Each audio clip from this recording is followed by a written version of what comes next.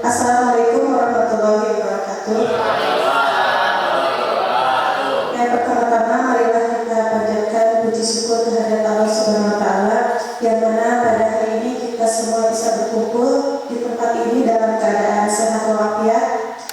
Sebelumnya Bapak Ibu, saya ucapkan terima kasih kepada Bapak Ibu karena sudah berkenan hadir pada hari ini, sudah menyempatkan waktunya yang harusnya Bapak Ibu sekarang istirahat, waktunya pulang, tapi sudah meluangkan waktu untuk kegiatan diseminasi ini.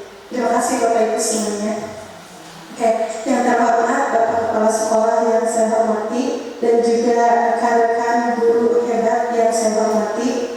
Pada kesempatan ini saya akan mendiseminasikan tentang budaya positif yang saya pelajari pada kegiatan guru penggerak.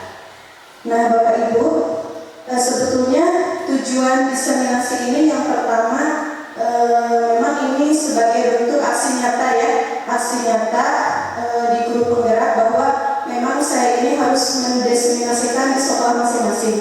Kemudian yang kedua, saya di sini ingin berbagi ilmu kepada Bapak Ibu semua dari apa yang sudah saya pelajari di pendidikan guru penggerak.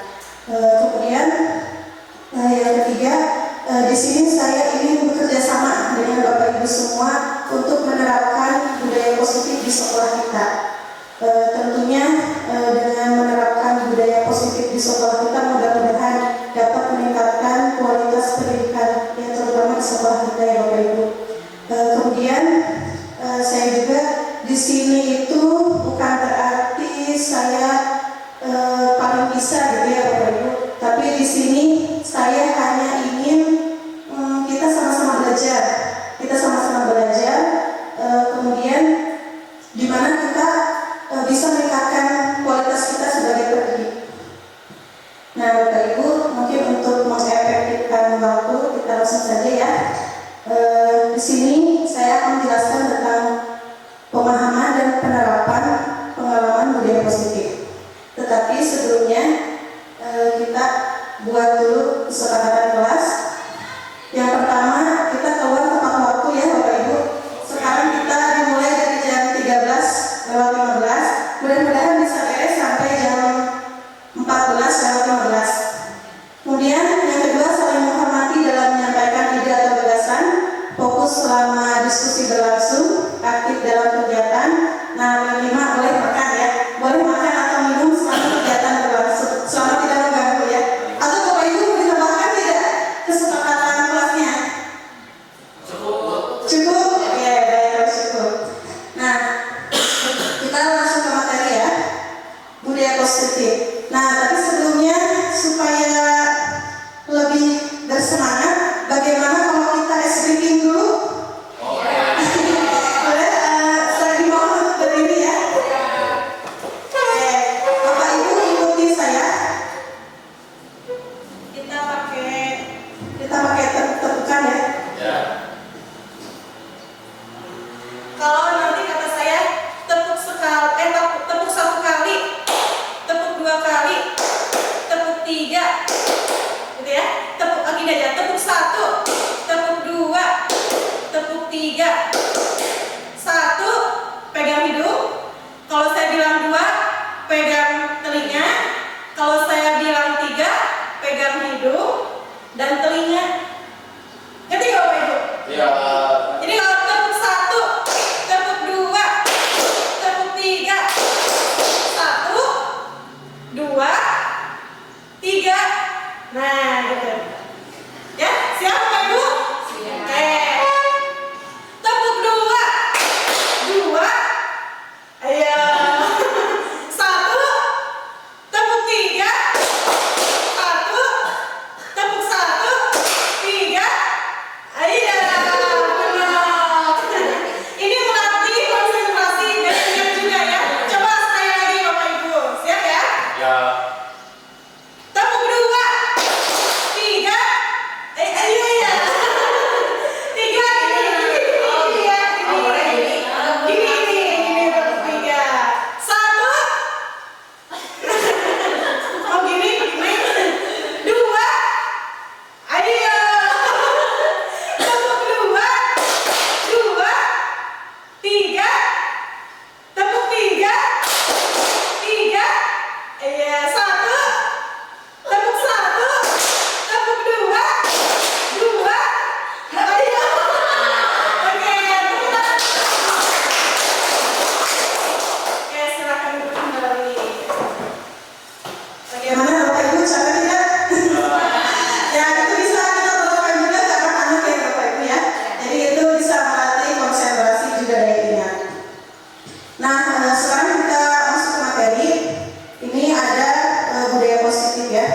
Jadi budaya positif ini adalah seperangkat nilai, keyakinan, dan kebiasaan yang dianut oleh suatu komunitas dalam hal ini sekolah yang mendorong pertumbuhan dan perkembangan positif bagi setiap individu di dalamnya. Budaya positif ini menciptakan lingkungan yang aman, nyaman, dan mendukung bagi siswa untuk belajar, berkembang, dan mencapai potensi terbaiknya. Jadi kalau budaya positif itu lebih ke kebiasaan ya, kebiasaan yang berpusat pada murid, di mana di situ kita mendorong murid untuk bisa mengembangkan potensinya ya, misalnya berpikir kritisnya, kemudian karakternya gitu ya. Menurut Bapak Ibu kira-kira di sekolah kita apakah sudah diterapkan belum budaya positif? Sudah. Contohnya seperti apa sih Bapak Ibu? Contohnya misalkan antri, antri makanan ya, ataupun antri di kamar mandi. Ya, betul ya. Jadi salah satu budaya positif tadi salah satunya mengantri. Ya, Bu Mas. 5S. Nah, anak-anak kan suka salim gitu kan, salam gitu. Iya.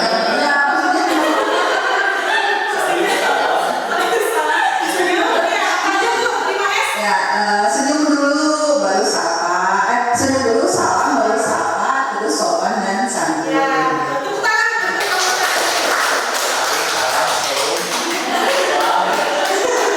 Ya, jadi budaya positif itu tadi seperti kata kamu saya mengantri. Kalau di kita itu antri itu sepertinya sudah menjadi budaya positif ya. Di mau makan antri, mungkin di sini sebenarnya kok ya. Mau beli makanan ngantri, mau ke hamam ngantri gitu kan. Terus kemudian tadi 5S juga itu termasuk budaya positif ya. Apa tadi ibu-ibu dan bapak senyum, salam, sapa, sopan, dan santun. Kemudian selain itu misalnya ketika lagi pembelajaran nih anak mau permisi keluar izin dulu, nah itu juga termasuk budaya positif itu biasanya ya. Ada lagi tidak Bapak Ibu kira-kira selain itu? Ada ya, ada banyak ya. Berarti sekolah kita memang sudah menerapkan budaya positif. Nah tujuannya dari budaya positif ini menciptakan fondasi yang kuat untuk pertumbuhan dan perkembangan siswa. Dengan adanya budaya positif, nanti siswa akan merasa lebih bahagia, lebih termotivasi dan lebih siap menghadapi tantangan di masa depan. Nah Bapak Ibu, konsep utama budaya positif ini di sini ada 7 ya yang akan saya bahas. Yang pertama yaitu perubahan paradigma belajar, disiplin positif, kebutuhan dasar manusia, motivasi perilaku manusia, posisi kontrol guru, keyakinan kelas, dan yang terakhir itu segitiga restitusi. Nah yang pertama ini perubahan paradigma belajar. Nah perubahan paradigma belajar adalah pergeseran cara pandang atau pendekatan yang mendasar dalam proses belajar. Jadi jika sebelumnya kita terbiasa dengan metode pembelajaran yang lebih tradisional, nah di mana guru sebagai pusat informasi dan siswa hanya menerima, maka paradigma baru ini menggeser fokus ke siswa sebagai pusat pembelajaran. Nah perubahan paradigma belajar ini sejalan dengan perkembangan zaman dan tuntutan dunia kerja. Keterampilan seperti berpikir kritis, kreativitas, dan kemampuan bekerja sama menjadi semakin penting. Perubahan paradigma belajar adalah sebuah upaya untuk menciptakan lingkungan belajar yang lebih efektif dan menyenangkan bagi siswa, sehingga mereka dapat mencapai potensi maksimalnya. Kira-kira Bapak Ibu, apakah Bapak Ibu sudah menerapkan ini di kelas tidak? Sudah ya, sudah ya. Jadi memang ini harus merubah mindset kita ya. Jadi yang biasanya mungkin salah satunya ketika dalam proses pembelajaran mungkin dahulu ya. Kita kan kalau belajar banyak menggunakan metode ceramah ya. Nah berarti sesuai dengan perkembangan zaman, tuntutan zaman, apalagi mendukung dengan profil pelajaran Pancasila kan. Berarti kita sekarang harus lebih melibatkan anak dalam proses pembelajaran. Misalnya kan sekarang banyak ya Ibu model-model pembelajaran apalagi di internet, di TikTok itu kan banyak sekali. Misalnya dalam pembelajaran kita bisa selingi dengan games misalnya, atau seperti tadi ice breaking juga bisa. Nah, jadi supaya anak itu lebih aktif, lebih kritis dalam belajar, gitu ya. Nah, kemudian di sini ada disiplin positif. Disiplin positif ini adalah pembiasaan-pembiasaan hal yang baik mencakup sifat atau perilaku maupun tutur kata oleh seluruh warga di sekolah, terutama bagi murid agar dapat berkembang menjadi pribadi kritis, mandiri, dan tanggung jawab.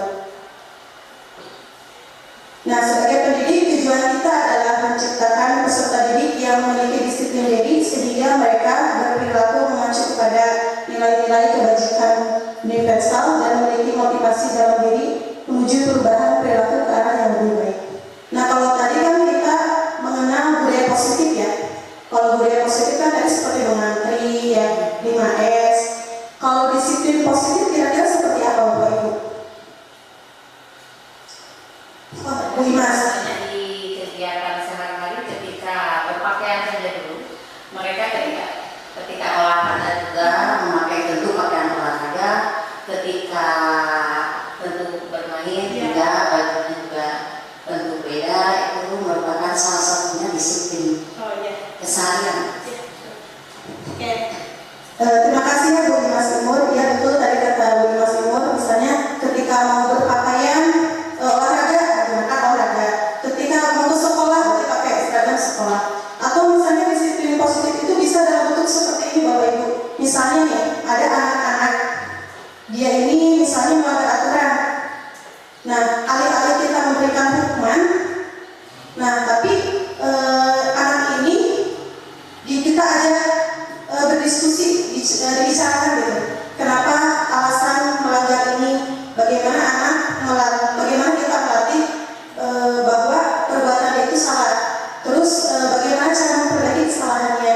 Nah, itu juga termasuk dalam disiplin positif sebetulnya ya. Jadi bukan hanya seperti yang tadi yang Bu Imas sudah betul juga. Nah, sebagai tambahannya contohnya seperti itu. Jadi kalau ada anak yang melanggar, jadi alih-alih dengan hukuman, tetapi kita anak itu diajar supaya anak ini bisa memperbaiki kesalahannya, terus belajar dari kesalahannya gitu. Itu salah satu disiplin positif ya.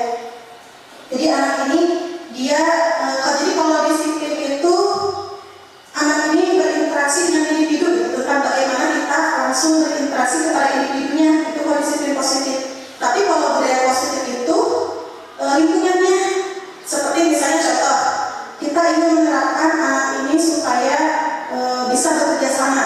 Nah, maka diadakanlah diskusi misalnya. Nah, itu budaya positifnya diadakan diskusi supaya anak ini saling bekerja sama. Itu budayanya misalnya. Tapi kalau disiplin positifnya seperti itu tadi. Jadi anak itu bisa belajar dari kesalahan misalnya, itu salah satu disiplin positif. Itu ya bedanya Bapak Ibu. Kemudian, nah ada kebutuhan dasar manusia. Nah, sebagai manusia pasti kita mempunyai kebutuhan dasar ya. Nah, kebutuhan dasar manusia ini merupakan sesuatu yang kita lakukan untuk mendapatkan apa yang kita inginkan. Seluruh tindakan yang kita lakukan memiliki tujuan, semua usaha terbaik yang kita lakukan agar kebutuhan dasar kita terpenuhi dengan baik. Nah, kebutuhan dasar manusia ini yang pertama ada kebutuhan bertahan hidup. Nah, kira-kira Bapak Ibu, untuk bertahan hidup nih, manusia ini kira-kira butuh apa? Makan, betul, apalagi minum, berpakaian, ya betul ya. Jadi makanan, pakaian, tempat tinggal, itu kan supaya kita bertahan hidup kan butuh makan, butuh apa? Butuh uang, betul tidak Bapak Ibu? Oh, butuh kasih sayang. Butuh kasih sayang, butuh ponsel, butuh kasih sayang. Untuk diakui, Oh iya. menghargai, cintai. Ya, itu mah seperti curhat ya kalau misalnya. Tapi yang pertama itu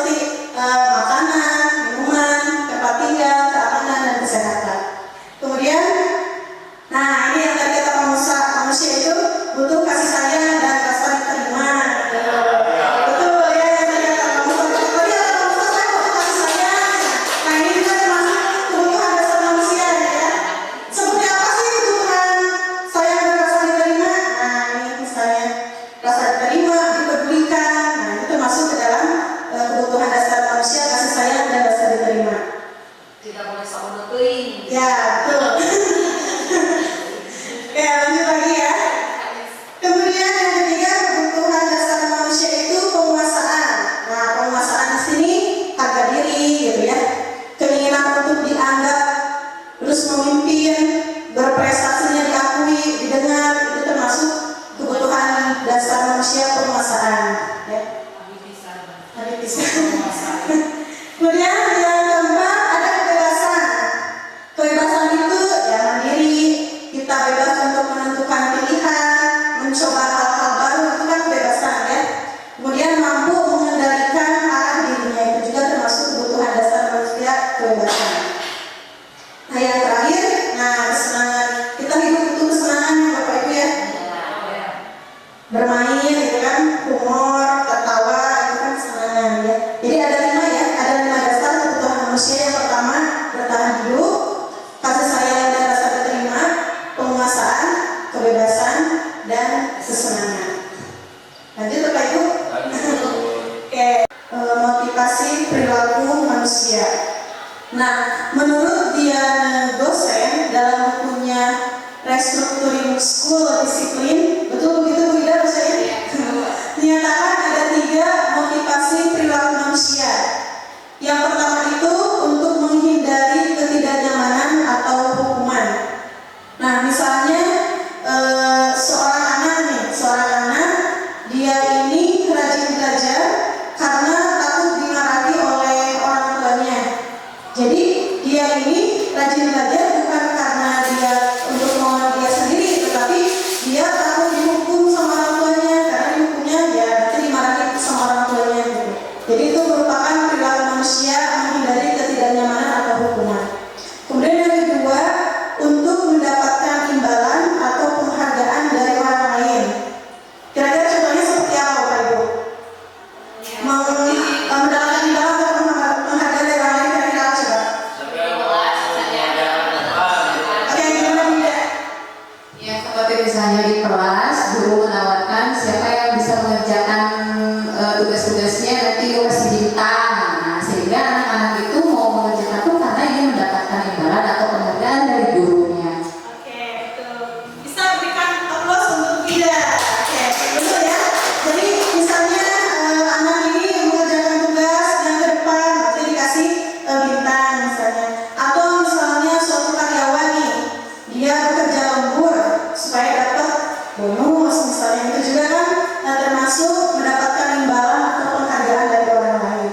Kemudian yang ketiga, untuk menjadi orang yang mereka inginkan dan menghargai diri sendiri dengan nilai-nilai yang mereka percaya. Nah, seperti waktu itu ya, seperti waktu ada dokter dulu itu. Jadi kalau kita ingin hidup sehat, berarti pola makannya harus diatur, rajin berolahraga, gitu ya. Nah, itu termasuk menjadi orang yang mereka inginkan dan menghargai diri sendiri, gitu ya. Kemudian selanjutnya ada posisi kontrol guru. Nah, di sini ada 5 posisi kontrol guru. Yang pertama ini guru sebagai penghukum. Yang kedua pembuat merasa bersalah, teman, pemantau, dan manajer.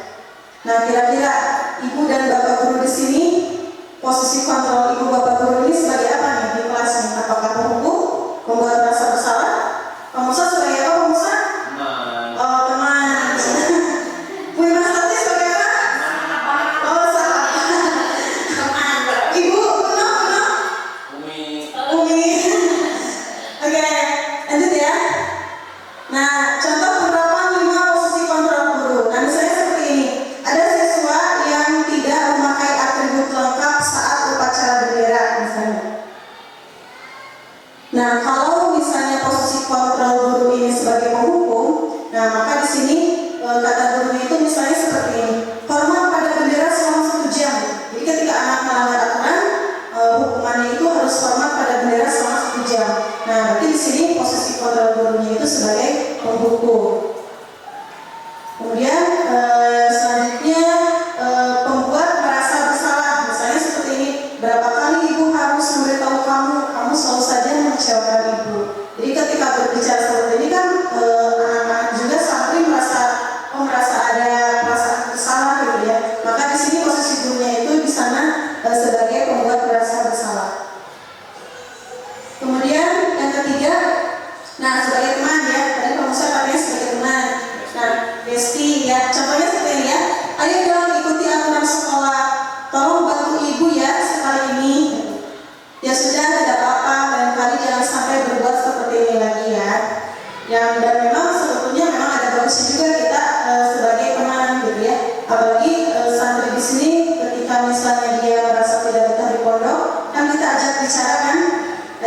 cara ngobrol dengan baik-baik. Di sana kan kadang posisi kita kontrol itu sebagai teman supaya santri ini lebih enak bicara dengan kita, tidak sungkan ya. Nah kemudian sebagai pemantau, kamu sudah melanggar peraturan sekolah, kamu tahu konsekuensinya. Setelah upacara, kamu beri atributnya ke koperasi dan jangan diulangi lagi. Nah ini berarti posisi kontrol itu sebagai pemantau. Kalau pemantau itu berarti dikontrol ya, diawasi itu pemantau. Kemudian yang terakhir, nah ini manajer ya. Kalau sebagai manajer ini misalnya contohnya, apakah kamu tahu kesalahanmu? Kira-kira bagaimana kamu memperbaiki kesalahanmu? Nah di sini posisi guru sebagai manajer. Menurut Bapak Ibu kira-kira posisi kontrol yang paling efektif kira-kira yang mana Bapak Ibu? Yang manajer, bukan teman. Tadi katanya kamu suka teman. Saya pakai ini Pak Ustaz. Untuk teman yang pemantau dan juga manajer itu mungkin menurut saya pribadi diperlukan. Tapi kita juga harus punya konteks. Jadi kapan sih kita berperan sebagai teman dan kemudian kapan sebagai pemantau atau sebagai manajer. Memang yang lebih baik ya kalau melihat penjelasan tadi ya tentu sebagai manajer. Dari situ. Iya. Terima kasih ya. Ini kan teman-teman ya betul ya. Ini memang dari semua 5 kontrol guru memang semuanya sangat baik ya. Jadi tergantung situasi dan kondisi mungkin ya. Tapi memang yang paling efektif itu memang posisi kontrol sebagai manajer.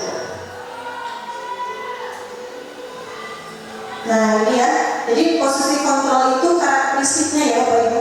Kalau penghukum itu fokus pada hukuman, jadi menciptakan rasa takut dan menekankan otoritas guru. Kemudian kalau sebagai pembuat rasa bersalah, itu akan membuat siswa merasa bersalah atas kesalahan mereka.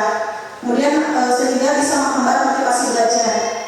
Kemudian yang ketiga sebagai teman.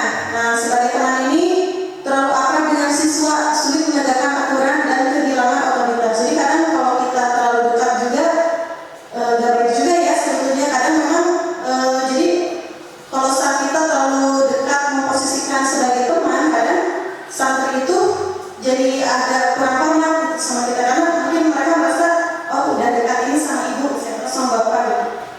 Kemudian apa gimana Pak Ustaz? Ya udah jadi bestie, betul. Jadi merasa udah jadi bestie gitu. Kemudian yang keempat itu pemantau. Kalau pemantau ini terlalu fokus pada pengawasan, jadi kurang memberikan bimbingan dan dukungan. Jadi dipantau, diawasi gitu ya. Nah kalau sebagai manajer, nah selain di sini memimpin, manajer ini membimbing dan memberdayakan siswa menciptakan lingkungan belajar yang positif dan produktif. Jadi kalau manajer ini kita bukan hanya memimpin siswa, tapi membimbing ke arah yang lebih baik gitu ya. Jadi memang posisi kontrol yang paling efektif adalah sebagai manajer. Ya lanjutkan Bapak Ibu. Bapak Ibu masih semangat tidak? Atau mau speaking lagi? Boleh. Boleh kita speaking lagi. Semuanya berdiri ya Bapak Ibu. Kita menggunakan speaking yang tadi lagi ya? Supaya tidak mengantuk. Oke. Masih ingat tidak? Ingat dong. Kalau tepuk 1, tepuk 2, tepuk 3. 1, 2, 3.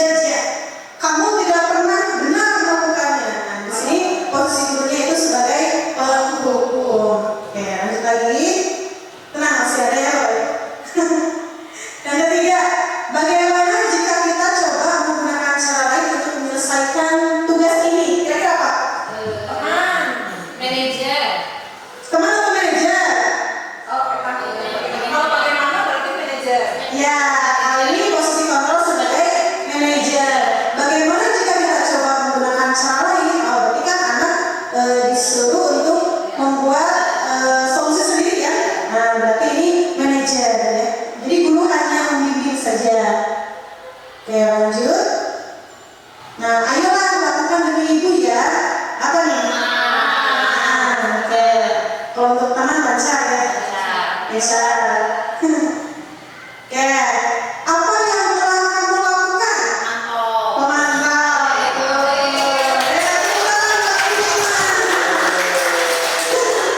Apa yang telah kamu lakukan? Berarti ini mah Anda langsung posisi kamu sebagai pemantau. Dipantau terus, diawasi udah sampai mana gitu kan?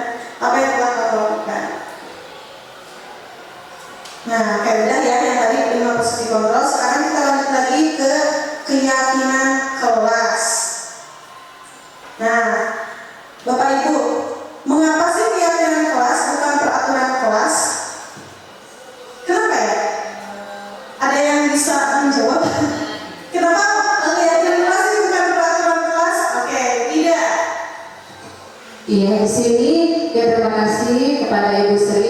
Di sini kita menggunakannya keyakinan kelas. Kenapa bukan peraturan kelas? Karena bisa diketahui ya kalau peraturan itu istilahnya sesuatu hal yang harus kita patuhi yang sudah ada dari sananya, ketentuan misalnya dari lembaga atau dari sekolahnya, dan itu aturannya saklek. Jadi semua siswa harus mengikutinya. Sedangkan kalau untuk keyakinan atau keyakinan kelas di sini kan kita membuat bersama-sama dari inspirasi anak-anak di kelas sehingga mereka juga akan berusaha untuk mematuhinya itu dengan penuh keyakinannya tanpa ada istilah paksaan atau hukuman. Dari diri. Iya betul, dari diri sendiri. Ya. Oh, boleh. Ibu Lina seperti. Menurut saya kalau peraturan betul ya itu sudah dibuatkan gitu kan oleh pihak lembaga sekolah atau misalkan guru kalau di kelas atau di kelas gitu. Tapi kalau keyakinan itu berasal dari diri siswanya masing-masing. Jadi nanti kalau misalkan keyakinan itu sudah dibuat, mereka itu sadar diri, gitu. bukan merasa diharuskan, gitu. diharuskan, enggak. Tapi ini kesadaran. Jadi oh iya kan ini keyakinan kita, berarti kita harus sadar diri menjalankannya. Gitu. Seperti itu.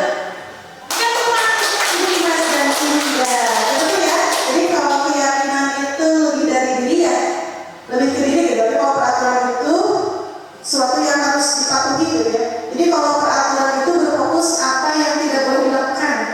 Tapi kalau keyakinan apa yang ingin dicapai gitu kan gitu ya. Berdasarkan kesepakatan bersama kalau keyakinan. Nah, kalau peraturan tadi bisa dari apa? Dari lembaga, misalnya dari lembaga, dari unsur-unsur yang lain gitu. Tapi kalau keyakinan, misalnya kalau kita bikin keyakinan kelas nih, berarti kan hanya warga kelas aja yang buat. Tapi kalau peraturan bisa dari lembaganya gitu ya. Nah itu kenapa dinamakannya keyakinan kelas bukan peraturan kelas. Nah dalam pembentukan keyakinan kelas, nah di sini ada beberapa tahapannya ya. Bukan tahapan sifatnya mungkin ya. Yang pertama keyakinan kelas itu dibuat bersifat abstrak.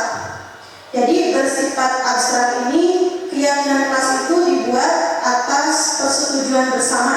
Jadi bukan sekedar aturan atau tata tertib yang tertulis, melainkan lebih ke pemahaman bersama tentang apa yang ingin dicapai oleh seluruh anggota kelas. Ya. Itu bersifat abstrak. Kemudian yang kedua berupa pernyataan universal. Jadi pernyataan keyakinan kelas itu dibuat berlaku untuk semua anggota. Jadi bukan hanya untuk salah satu saja. Jadi bersifat universal. Jadi berlaku untuk semuanya. Kemudian yang ketiga dibuat dalam pernyataan positif. Nah kalau keyakinan kelas ini pernyataannya tidak boleh negatif. Misalnya jangan buang sampah sembarangan. Nah kalau dalam keyakinan kelas maka kita ubah tuh ke kalimat positif. Jadi seperti apa coba? Jangan buang sampah sembarangan. Jadi gimana? Ya, jangan ya. Atau misalnya tadi buanglah sampah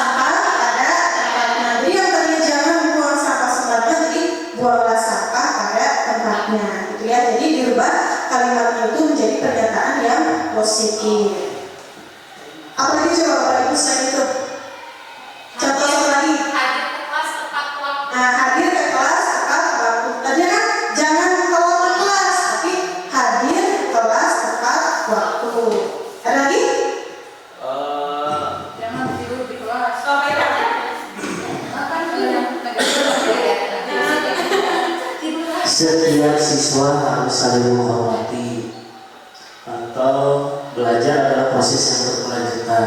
Ya. Bisa. Setiap siswa kepala itu kepala sekolah kita. Gimana? Kembalikan barang pada tempatnya. Ya, katanya barang hapus, kursi. Iya, betul. Kadang kan kursi ada di bawah.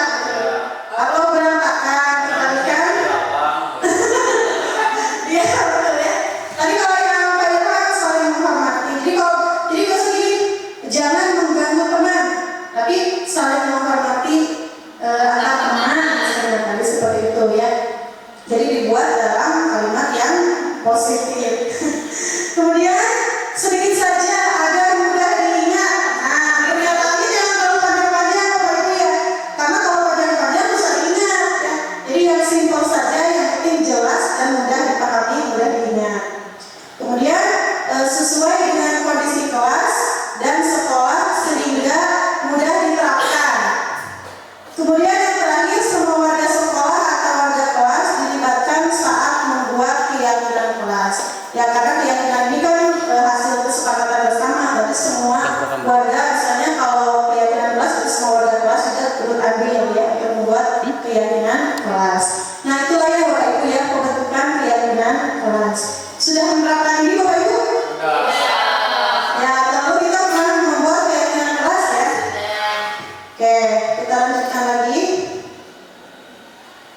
Nah, ada yang namanya segitiga restitusi. Segitiga restitusi ini adalah suatu proses dialog yang dijalankan oleh guru agar dapat menghasilkan murid yang mandiri dan bertanggung jawab.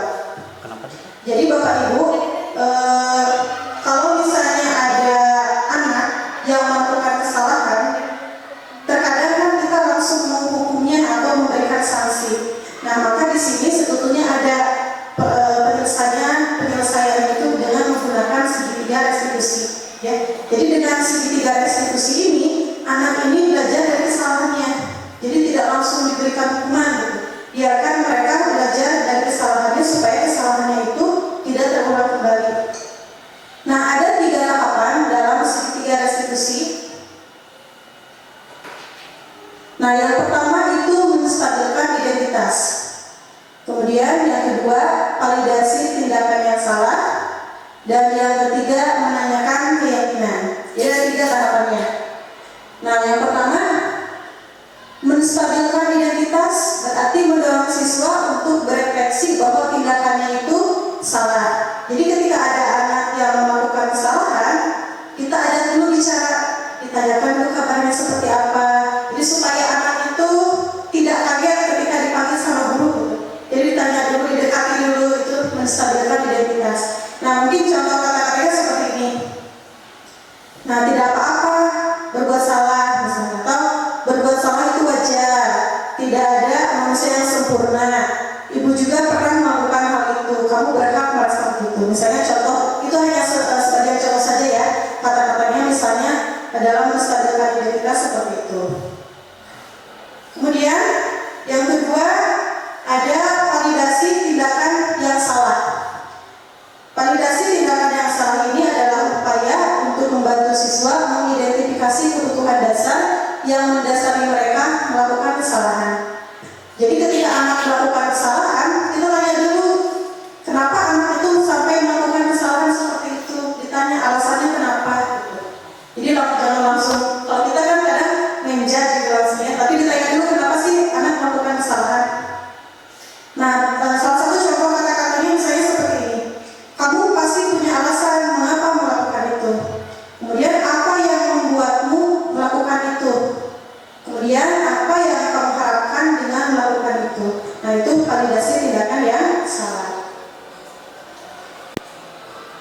Nah, kemudian yang terakhir ini menanyakan keyakinan. Tadi kan di kelas kita sudah buat keyakinan kelas. Ya.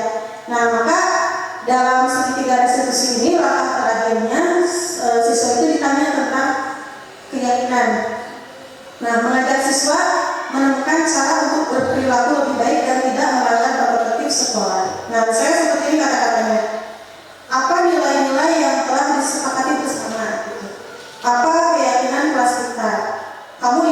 orang yang seperti apa misalnya. Nah itu ya, menanyakan keyakinan. Nah Bapak Ibu, di sini saya ada contoh penerapan segitiga restitusi. Jadi kasusnya seperti ini. Setiap hari Selasa, Ayu terlambat masuk kelas ketika pelajaran pertama. Nah, di sini saya mencoba menyelesaikan permasalahan kasus ini menggunakan segitiga restitusi. Tadi langkah yang pertama apa Bapak Ibu? Menstabilkan identitas. Ya. Jadi ketika ada kasus seperti ini, langkah yang pertama itu saya memanggil Ayunya dulu.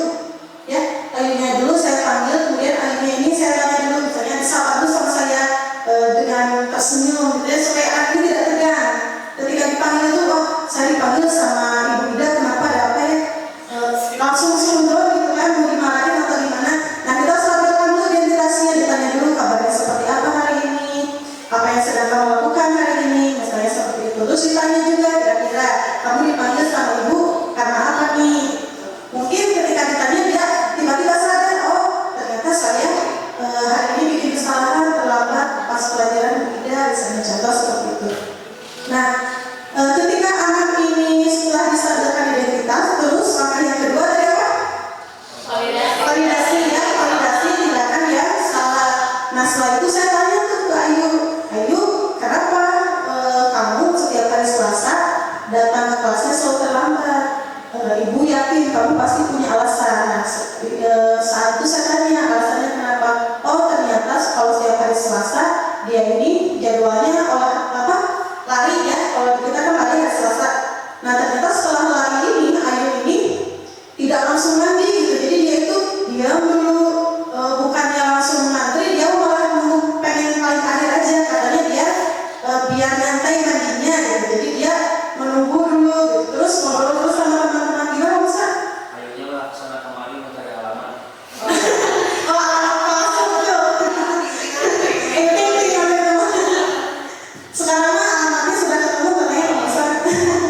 Nah gitu ya. Jadi Ayu ini ketika ditanya ternyata dia malah bermain dulu, malah nyantai dulu, malah bukannya langsung cepat mandi, malah nanti aja pengen terakhir biar nyantai mandinya katanya gitu. Nah makanya dia jadi terlambat ke kelas. Nah setelah itu saya tanya juga ke Ayu, kira-kira Ayu bisa nggak supaya Ayu tidak terlambat ke kelas, kata saya gitu. Dan ternyata Ayunya bilang gini, oh bisa Bu, oh berarti nanti saya kalau sudah olahraga langsung mandi ya Bu, kata Ayunya gitu. Oh iya bagus, berarti kan dia sudah sadar akan kesalahannya. Nah itu termasuk validasi tindakan yang salah. Kemudian yang terakhir, tadi apa yang terakhir? Menanyakan keyakinan. Nah dalam menanyakan keyakinan, nah langkah terakhir baru saya tanya, kira-kira Ayu keyakinan kelas apa yang terkait dengan pelanggaran ini? Terus kata Ayu, oh datang tepat waktu. Berarti kan Ayu sudah melanggar datang tepat waktu. Jadi harusnya dia tidak boleh terlambat kan tepat waktu. Dan dia menyadari itu gitu. Jadi dengan segitiga restitusi ini kita tidak langsung menghukum Ayu, tetapi bagaimana caranya supaya Ayu ini sadar dan belajar dari kesalahannya. Dan ketika saya tanya, Ayu gimana? Kapan nih Ayu bisa berubah kira-kira? Terus kata Ayu, insya Allah Bu, nanti untuk kedepannya saya tidak akan terlambat lagi. Oh, berarti kan dia belajar dari kesalahannya gitu. Nah, segitiga restitusi ini memang cukup baik ya Bapak Ibu.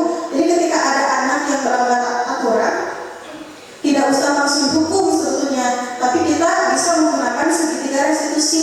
Jadi anak itu bagaimana caranya supaya anak ini belajar dari kesalahannya dan bisa memperbaiki kesalahannya, supaya kan kalau dengan restitusi itu mudah-mudahan kan anak itu sadar akan dirinya. Jadi supaya tidak terulang lagi kesalahannya. Kalau dihukum kan takutnya mengulang lagi. Seperti itu Bapak Ibu ya. Nah itu untuk penerapan segitiga restitusi. Nah di sini tadinya saya ingin menampilkan video ya, tapi tadi ini aja cukup ya seperti itu. Nah baik Bapak Ibu, mungkin itu ya pemaparan diseminasi dari saya tentang budaya positif. Kemudian tadi ada posisi kontrol guru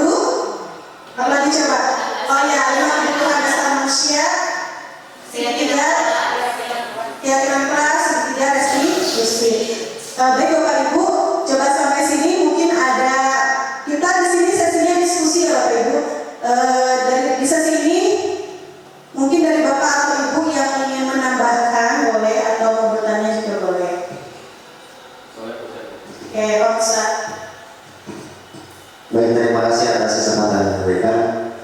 Mengingat saya mungkin memaparkan pemahaman tentang materi diseminasi budaya positif yang disampaikan oleh Bu Sri. Tentunya setiap murid itu melakukan sesuatu ada motifnya ya. Tadi motifnya kan udah bermacam-macam, dan tentunya motif itu ada sangkut pautnya dengan 50 dasar manusia. Jadi ketika murid melakukan sesuatu pasti ada rasanya gitu. Nah, dengan menerapkan segitiga restitusi maka kita akan mengetahui gitu ya motif anak itu apa dalam melakukan hal itu. Misalkan ada seorang anak yang mengganggu temannya di kelas, motifnya karena mungkin dia merasa kesepian gitu, cari hiburan, atau mungkin dia sering dicuekin gitu, mencari perhatian, itu kan motifnya. Dan saya sangat setuju gitu dengan segitiga restitusi ini, karena yang segitiga restitusi ini akan memperbaiki diri murid itu dari dalam gitu. Motivasinya motivasi intrinsik, beda dengan hukuman. Kalau dalam hukuman memang dari segi waktu mungkin anak akan berubah gitu ya, yang tadinya misalkan tidak terlambat jadi tidak terlambat gitu besoknya, tapi mungkin proses bayinya itu mungkin tidak akan lama gitu. Kenapa? Karena tadi dalam hukuman kan anak merasa takut gitu ya kan, agar tidak dimarahi gitu, jadi berpura-pura. Tapi dengan segitiga restitusi, meskipun prosesnya lama mungkin ya, tapi anak itu akan lebih stabil gitu ketika dia sudah kembali ke jalannya yang benar. Mungkin itu dari saya, Bu. Terima kasih. Ya, berikan aplaus buat pemirsa. Dari guru lain mungkin ada yang mau menambahkan? Oke, dari Bapak.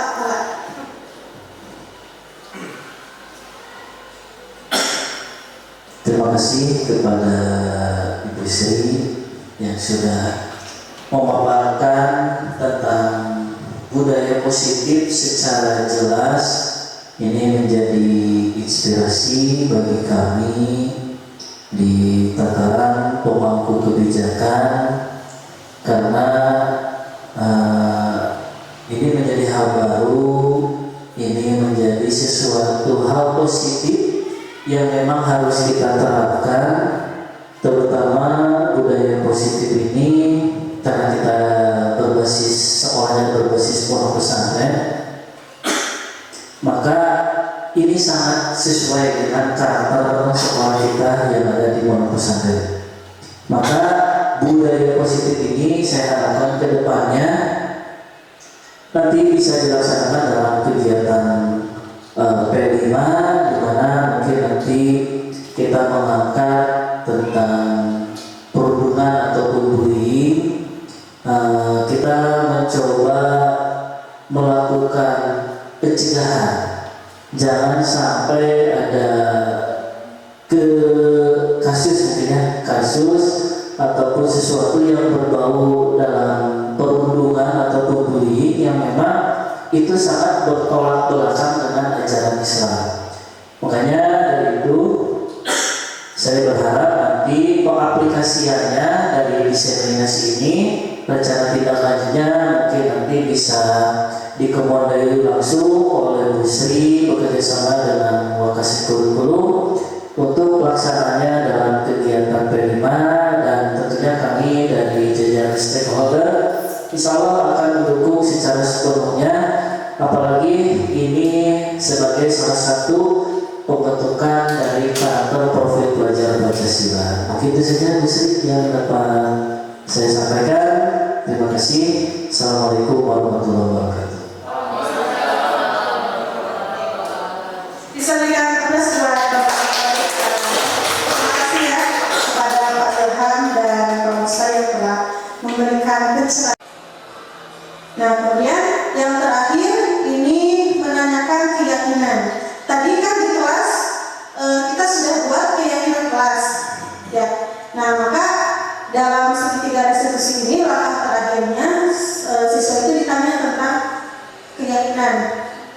Nah, mengajak siswa menemukan cara untuk berperilaku lebih baik dan tidak melanggar sekolah. Nah, saya seperti ini kata-katanya.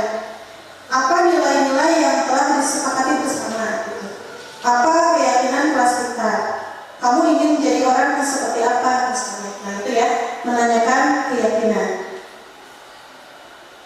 Nah, Bapak Ibu, di sini saya ada contoh penerapan segitiga restitusi. Jadi kasusnya seperti ini. Setiap hari Selasa, Ayu terlambat masuk kelas ketika pelajaran pertama. Nah, di sini saya mencoba menyelesaikan permasalahan kasus ini menggunakan segitiga restitusi. Tadi langkah yang pertama apa, Bapak Ibu? Menstabilkan identitas. Jadi ketika ada kasus seperti ini, langkah yang pertama itu saya memanggil Ayunya dulu, ya, Ayunya dulu saya panggil, kemudian Ayunya ini saya tanya dulu, misalnya disapa dulu sama saya dengan tersenyum, gitu ya, supaya Ayu tidak tegang. Ketika dipanggil itu, oh saya dipanggil sama Ibu Ida, kenapa ada apa ya? Langsung sundul gitu kan, mau dimarahin atau gimana? Nah, kita stabilkan dulu identitasnya, ditanya dulu kabarnya seperti apa hari ini, apa yang sedang kamu lakukan hari ini, misalnya seperti itu. Terus ditanya juga kira-kira kamu dipanggil sama ibu karena apa nih? Mungkin ketika ditanya dia tiba-tiba sadar, oh ternyata saya hari ini bikin kesalahan, terlambat pas pelajaran tidak, misalnya contoh seperti itu. Nah, ketika anak ini setelah disadarkan identitas, terus langkah yang kedua tadi apa? Validasi ya, validasi tindakan yang salah. Nah, setelah itu saya tanya tuh ke Ayu, kenapa kamu setiap hari Selasa datang ke kelasnya selalu terlambat? Ibu yakin kamu pasti punya alasan. Nah, saat itu saya tanya alasannya kenapa? Oh ternyata kalau setiap hari Selasa dia ini jadwalnya lari ya. Kalau kita kan lari hari Selasa. Nah ternyata setelah lari ini Ayu ini tidak langsung mandi gitu. Jadi dia itu diam dulu, bukannya langsung ngantri, dia malah pengen paling akhir aja. Katanya dia biar nyantai mandinya gitu. Jadi dia menunggu dulu gitu. Terus ngobrol terus sama teman-teman, gimana Ustaz? Ayunya lah kesana kemari mencari alamat. Oh, alamat betul. Sekarang mah alamatnya sudah ketemu katanya Ustaz. Nah gitu ya. Jadi Ayu ini ketika ditanya ternyata dia malah bermain dulu, malah nyantai dulu, malah bukannya langsung cepat mandi, malah nanti aja pengen terakhir biar nyantai mandinya katanya gitu. Nah makanya dia jadi terlambat pada kelas. Nah setelah itu saya tanya juga ke Ayu, kira-kira Ayu bisa nggak supaya Ayu tidak terlambat ke kelas, kata saya gitu. Dan ternyata Ayunya bilang gini, oh bisa Bu, oh berarti nanti saya kalau sudah olahraga langsung mandi ya Bu, kata Ayunya gitu. Oh iya bagus, berarti kan dia sudah sadar akan kesalahannya. Nah itu termasuk validasi tindakan yang salah. Kemudian yang terakhir, tadi apa yang terakhir? Menanyakan keyakinan. Nah dalam menanyakan keyakinan, nah langkah terakhir baru saya tanya, kira-kira Ayu keyakinan kelas apa yang terkait dengan pelanggaran ini? Terus kata Ayu, oh datang tepat waktu. Berarti kan Ayu sudah melanggar datang tepat waktu. Jadi harusnya dia tidak boleh terlambat kan tepat waktu, dan dia menyadari itu. Nah baik Bapak Ibu, sekarang kita saksikan di sini ada salah satu contoh penerapan segitiga restitusi dalam kasus Ayu ini sering terlambat ke kelas pada hari Selasa ya. Jadi silakan Bapak Ibu dilihat videonya. Ayu, sehat Ayu? Ayu udah tahu kenapa Ayu dipanggil sama ibu? Karena sering teman sekolah ya. Iya betul. Kamu kalau tiap jam pertama pelajaran ibu, kamu suka telat terus ya? Coba menurut Ayu itu merupakan perbuatan yang baik atau tidak? Tidak minta maaf. Ya, tidak apa-apa ya. Semua orang pasti pernah berbuat salah kan? Nah, tidak ada yang sempurna di dunia ini. Nah, ibu juga di sini pernah melakukan hal yang sama seperti Ayu ya. Tapi di sini ibu tidak mencari siapa yang salah, tapi ibu hanya ingin mencari solusi ya supaya kamu tidak terlambat lagi.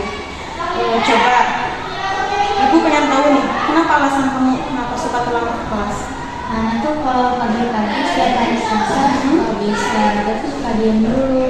Terus sudah gitu anak main sama dia, sampai akhirnya pada sampai mandi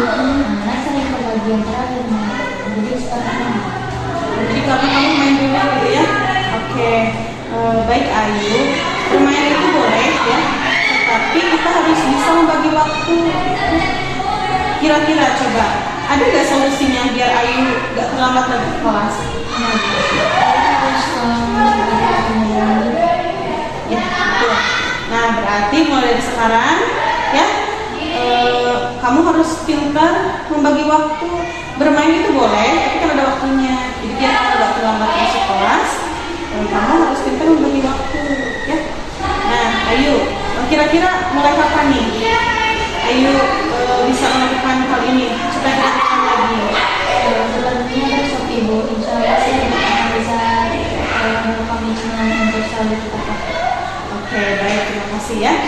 Nah, Ayu, kamu masih ingat tidak keyakinan kelas yang pernah kita buat? Masih ibu, Apa coba? Tentang apa? disiplin dan menghargai waktu. Oke, yang seperti apa? Saya yang bisa menghargai waktu, menghargai diri sendiri, dan menghargai guru dan waktu. Oke, bagus ya. Nah, baiklah, sekarang kan kita udah dapat ya solusinya ya. Ibu berharap nanti kamu tidak terlambat lagi ke kelasnya. Oke? Oke, kalau gitu. Terima kasih ya. Sekarang silakan kamu lanjutkan lagi kegiatan. Ya, selesai. Nah, demikian Bapak Ibu, tadi salah satu kasus ya yang sudah menggunakan penerapan segitiga restitusi. Nah, segitiga restitusi ini memang cukup baik ya Bapak Ibu. Jadi ketika ada anak yang melanggar aturan, tidak usah langsung dihukum sebetulnya, tapi kita bisa menggunakan segitiga restitusi. Jadi anak itu bagaimana caranya supaya anak ini belajar dari kesalahannya dan bisa memperbaiki kesalahannya, supaya kan kalau dengan restitusi itu mudah-mudahan kan anak itu sadar akan dirinya, jadi supaya tidak terulang lagi kesalahannya. Kalau dihukum kan takutnya mengulang lagi. Seperti itu Bapak Ibu ya. Nah, itu untuk penerapan segitiga restitusi. Nah, baik Bapak Ibu, mungkin itu ya pemaparan diseminasi dari saya tentang budaya positif. Kemudian tadi ada posisi kontrol guru. Apa lagi coba? Oh ya, 5 kebutuhan dasar manusia. Segitiga keyakinan kelas, segitiga restitusi. Baik Bapak Ibu, coba sampai sini mungkin ada, kita di sini sesinya diskusi ya Bapak Ibu. Dari di sesi ini mungkin dari Bapak atau Ibu yang ingin menambahkan boleh, atau mau bertanya juga boleh. Oke, Pak Ustaz. Baik, terima kasih atas kesempatan yang diberikan. Kemudian saya akan memaparkan pemahaman tentang materi diseminasi budaya positif yang disampaikan oleh Bu Sri. Tentunya setiap murid itu melakukan sesuatu ada motifnya ya. Tadi motifnya sudah bermacam-macam, dan tentunya motif itu ada satu kota dengan 5 kebutuhan dasar manusia. Jadi ketika murid melakukan sesuatu pasti ada rasanya gitu. Nah, dengan menerapkan segitiga restitusi, maka kita akan mengetahui gitu ya motif cara itu apa dalam melakukan hal itu. Misalkan ada seorang anak yang sering ganggu temannya di kelas, motifnya karena mungkin dia merasa kesepian gitu, cari hiburan, atau mungkin dia sering dicuekin gitu, mencari perhatian, itu kan motifnya. Dan saya sangat setuju gitu dengan segitiga restitusi ini, karena dengan segitiga restitusi ini akan memperbaiki diri murid itu dari dalam gitu, motivasinya motivasi intrinsik.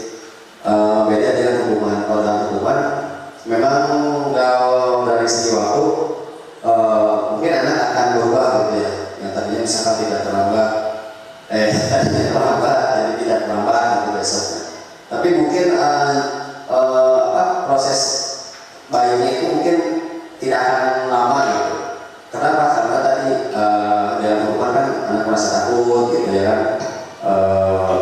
agar tidak dimarahi gitu, jadi berpura-pura. Tapi dengan segitiga restitusi, meskipun prosesnya lama mungkin ya, tapi anak itu akan lebih stabil gitu ketika dia sudah kembali ke jalannya yang benar.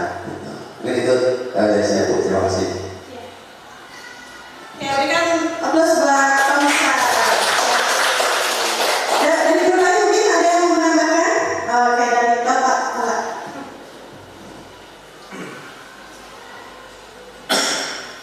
Terima kasih kepada Ibu Sri yang sudah memaparkan tentang budaya positif secara jelas. Ini menjadi inspirasi bagi kami di tataran pemangku kebijakan, karena ini menjadi hal baru, ini menjadi sesuatu hal positif yang memang harus kita terapkan, terutama budaya positif ini karena kita berbasis sekolahnya berbasis pondok pesantren, maka ini sangat sesuai dengan karakter sekolah kita yang ada di pondok pesantren. Maka budaya positif ini saya harapkan ke depannya nanti bisa dilaksanakan dalam kegiatan P5, di mana mungkin nanti kita mengangkat tentang perundungan ataupun bullying. Kita mencoba melakukan pencegahan, jangan sampai ada kasus ataupun sesuatu yang berbau dalam perundungan ataupun bullying yang memang itu sangat bertolak belakang dengan ajaran Islam. Makanya dari itu saya berharap nanti pengaplikasiannya dari diseminasi ini, rencana tindak lanjutnya mungkin nanti bisa dikomandoi langsung oleh Bu Sri bekerjasama dengan Wakasih Kurikulum untuk pelaksanaannya dalam kegiatan P5, dan tentunya kami dari jajaran stakeholder insya Allah akan mendukung secara sepenuhnya, apalagi ini sebagai salah satu pembentukan dari karakter profil pelajar Pancasila. Mungkin itu saja Bu Sri yang dapat saya sampaikan. Terima kasih. Assalamualaikum warahmatullahi wabarakatuh. Bisa berikan aplaus buat Bapak. Terima kasih ya kepada Pak Ilham dan Pak Musa yang telah memberikan pencerahan untuk kita semua ya. Mungkin ada yang lain dari ibu-ibu, bapak-bapak, AR, ada tambahan? Ibu-ibu. Tidak. Boleh. Tidak. Ya, terima kasih. Mungkin di sini mewakili ibu-ibu ya, dari bapak-bapaknya dua sudah. Terima kasih atas ilmu pada diseminasi kali ini yang telah dipaparkan oleh Ibu Sri, sangat luar biasa ya. Betul apa kata kepala sekolah tadi. Ini sangat bermanfaat sekali untuk kami, dan mungkin tugas kami selanjutnya itu ialah betul untuk mengaplikasikannya.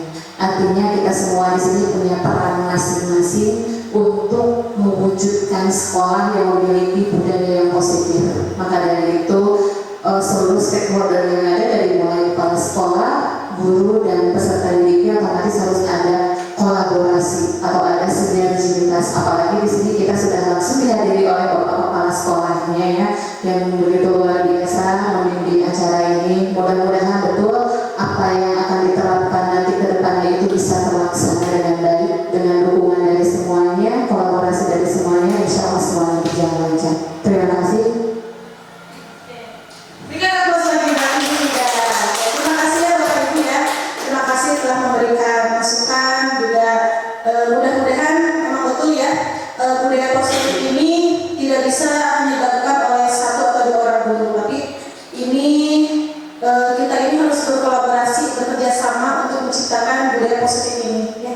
Jadi guru mau di sini ada KMI, pengasuhan, santri semuanya harus turut adil ya, supaya budaya positif ini bisa diciptakan untuk meningkatkan kualitas pendidikan, terutama pendidikan di sekolah kita SMP Terpadu Darussalam. Oke Bapak Ibu, mungkin itu sekian ya diseminasi dari saya. Mudah-mudahan apa yang sudah saya paparkan, apa yang sudah kita diskusikan hari ini, mudah-mudahan bisa bermanfaat dan bisa diterapkan di sekolah kita. Ya, baik Bapak Ibu, terima kasih. Mohon maaf atas segala kekurangannya. Wassalamualaikum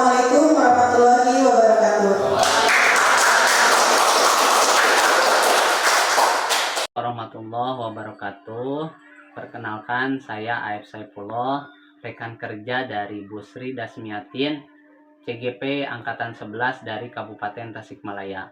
Alhamdulillah, saya telah mengikuti diseminasi budaya positif yang disampaikan oleh Ibu Sri Dasmiatin.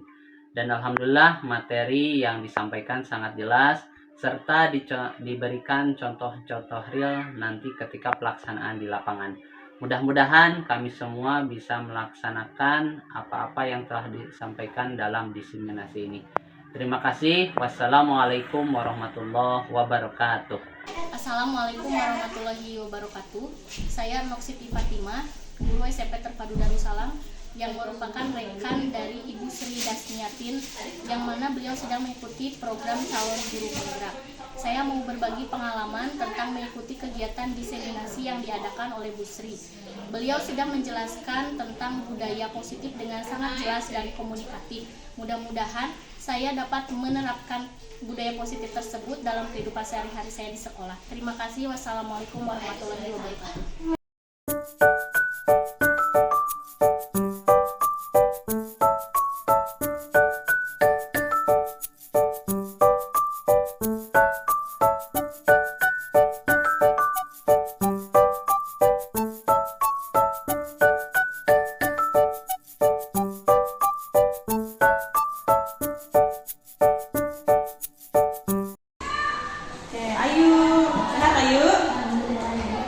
Ayu udah tahu kenapa Ayu dipanggil sama ibu?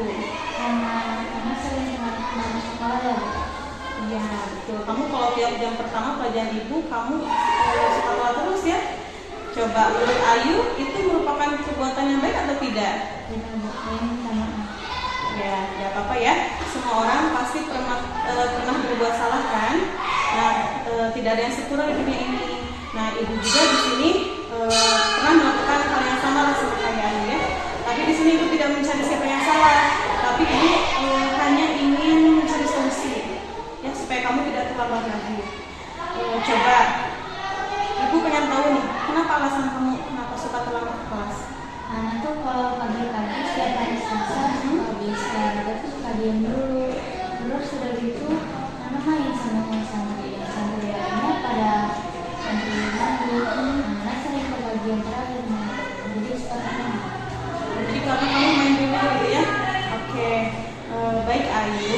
Bermain itu boleh ya, tetapi kita harus bisa membagi waktu. Kira-kira coba, ada nggak solusinya biar Ayu nggak terlambat lagi ke kelas? Saya harus Ya, betul. Nah, berarti mulai dari sekarang ya, kamu harus pintar membagi waktu. Bermain itu boleh, tapi kan ada waktunya. Jadi biar kamu nggak terlambat masuk kelas, kamu harus pintar membagi waktu ya. Nah, Ayu, kira-kira mulai kapan nih Ayu bisa melakukan hal ini supaya tidak terulang lagi? sebenarnya besok ibu, insya Allah saya bisa berkomitmen untuk selalu kita pakai. Oke, baik, terima kasih ya. Nah, Ayu, kamu masih ingat tidak keyakinan kelas yang pernah kita buat? Masih ibu, Apa coba? Tentang apa? disiplin dan menghargai waktu. Oke, yang seperti apa? Saya yang bisa menghargai waktu, menghargai diri sendiri, dan menghargai guru dan teman-teman. Oke, bagus ya. Nah, baiklah, sekarang kan kita udah dapat ya solusinya ya. Ibu berharap nanti kamu tidak terlambat lagi ke kelasnya. Oke? Oke, kalau gitu. Terima kasih ya. Sekarang silakan kamu lanjutkan lagi kegiatan. Ya, selesai. Selamat pagi sih Pak. Selamat pagi Bu. Bagaimana kabar kamu? Alhamdulillah baik Bu. Alhamdulillah ya. Sipa akhir ini perhatikan kamu suka ketiduran di kelas, jarang mengerjakan tugas. Coba kenapa, Nah? Ya Bu, anak mengantuk sekali Bu, jadi anak tidak fokus lagi. Oke, menurut kamu misalnya kalau guru sedang menerangkan, terus kamunya malah tidur, itu merupakan perbuatan baik atau tidak? Tidak Bu. Oke, ibu di sini tidak mencari kesalahan kamu ya. Berbuat salah itu wajar. Cuma semua orang juga pasti pernah melakukannya. Tapi coba, kamu pasti punya alasan kenapa kamu suka ketiduran di kelas.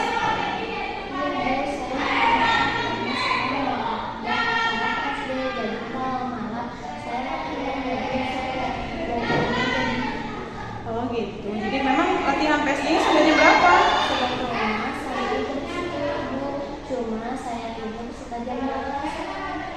gitu. Kenapa kamu tidurnya malam sekali?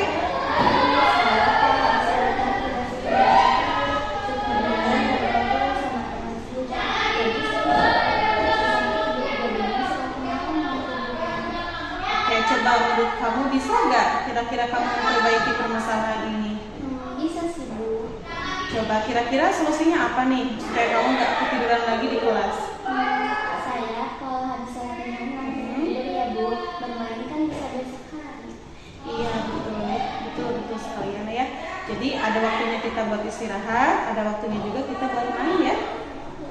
Oke, coba menurut kamu keyakinan kelas mana yang berkaitan dengan perbuatan kamu ini? Menghargai dan menghormati orang lain. Ya betul. Apa sikap itu perlu kita lakukan? Iya Bu, perlu. Mengapa coba? Jika kita ingin dihargai, kita juga harus menghargai orang lain ya Bu. Kita harus belajar ya Bu supaya tidak ketinggalan pelajaran. Iya benar sekali ya. Pasti kan tidak enak ya ketika guru menerangkan, tapi kemudian malah tidur ya. Jadi kita harus saling menghargai ya. Nah di sini kan kita sudah menemukan nih solusinya. Mudah-mudahan untuk kedepannya kamu bisa lebih baik lagi ya. Tidak ketiduran lagi di kelas ya, gitu ya Sita ya. Oke, silakan sekarang kamu boleh kembali ke kelas ya. Terima kasih ya. Assalamualaikum warahmatullahi wabarakatuh. Saya Ainisa dari kelas 2C. Saya senang sekali diajak diskusi dengan Ibu Guru, di mana saya bisa menemukan solusi dari kesalahan yang telah saya perbuat. Saya juga belajar untuk menghargai dan menghormati orang lain. Terima kasih. Wassalamualaikum warahmatullahi wabarakatuh. Assalamualaikum warahmatullahi wabarakatuh. Saya Sita dari kelas 2C. Saya senang sekali diajak diskusi dengan Ibu Guru untuk bisa menjadi santri yang disiplin.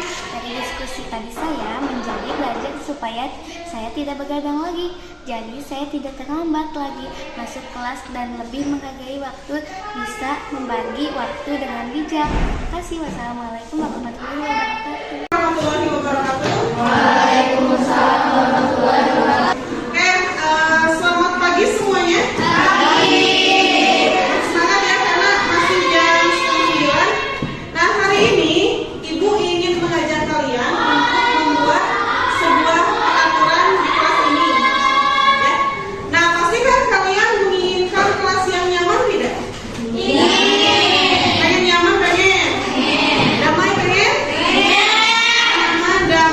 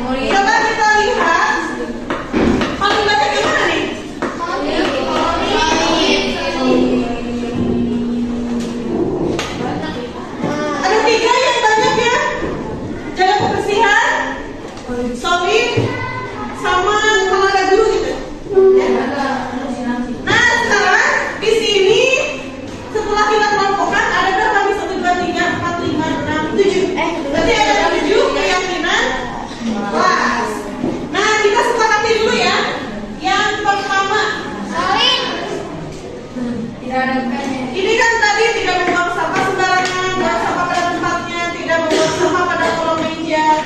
Kira-kira kita buat dalam satu kalimat jadi apa? Tapi kalimatnya dalam positif ya, kan gini, jangan buang sampah sembarangan, itu kan kalimatnya masih negatif. Dalam positif, seperti tadi apa tadi? Buanglah sampah pada tempatnya. Buanglah sampah pada tempatnya. Oleh aku tadi apa tadi? Yang satu lagi gini. Setuju kan? Setuju. Kita bikin kesepakatan menjaga kebersihan kelas. Berarti yang pertama menjaga hati, menjaga kebersihan kelas. Kenapa lagi?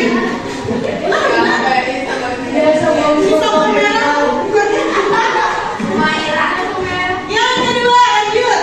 Yang kedua itu kelas 3D harus solid semangat, aktif, tidak pilih-pilih teman, harus solid, harus kompak, semangat, tidak pilih-pilih teman, harus solid, semangat dan sebagainya. Kira-kira dalam satu kalimat ini apa? Menjaga solidaritas.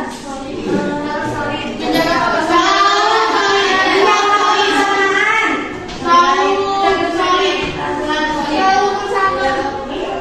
Ya udah, ada kalimatnya. Coba gimana? menjaga kebersamaan bersama teman-teman. Menjaga kebersamaan bersama teman-teman. Terus apa lagi? Solid itu? Solidaritas dan semangat. Tidak boleh ajak Berarti ini aja menjaga solidaritas tanpa batas. Menjaga solidaritas dan kebersamaan antar teman, gitu aja ya? Setuju? Menjaga apa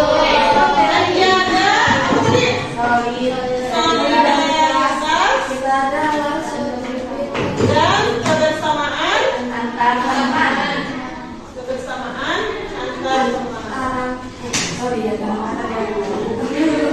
Setuju tidak? Nah, karena kita sudah bikin ini menjaga solidaritas dan kebersamaan antar teman, berarti tidak boleh ada yang pilih-pilih teman lagi.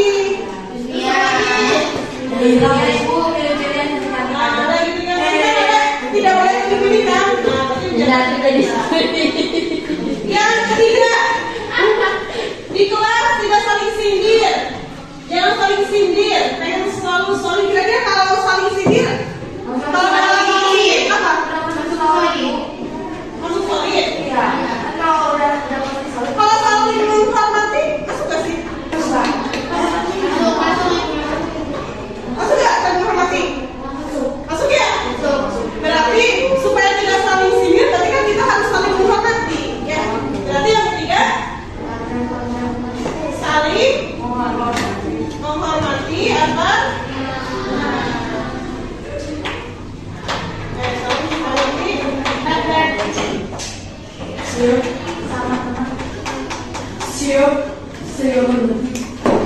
ya, terus ya. Ya, daerah. Ini ya. Ya, daerah. Nah, terus sebutin satu-satu. Yang keempat, 4. Menjaga bahasa. Nah, kalau ngobrolnya suka menggunakan kata-kata kasar. Istilah. Cuma ada satu. Berarti kata-katanya yang gimana nih? Sophia. Kira-kira apa kata-kata yang baik? Selalu menjaga bahasa. Ada istilahnya. Kalau menjaga bahasa itu berarti bentuknya kata yang baik ya? Ya. Nah, berarti gimana nih kata-katanya?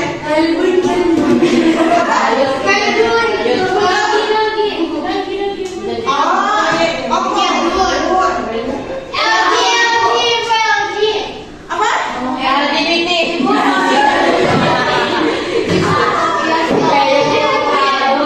Nah, tapi jangan sekarang ya.